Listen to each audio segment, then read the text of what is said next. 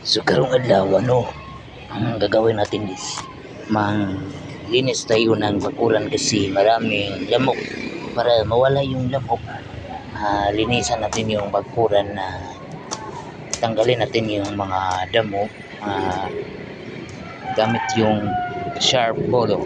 Ganito yun, up, ganyan yun. So, magsuot tayo ng jacket kasi maraming lamok. Tingnan man natin yung ulo natin, nilalangaw na ang jacket, tapos naka-socks, tapos naka-karsones, naka-pantalon para wala yung lamok, hindi tayo kagatin ng mga lamok. Tingnan natin. Tingnan yung bahay, walang nakatira. Matagal na yung bahay na walang nakatira. Yan. Kung sino po yung mapapakyaw diyan, ang pakyaw namin dyan is 3K. Good for 1 day lang. Kala niya. Tingnan niya. Ang bilis niya. Bilisan mo pre.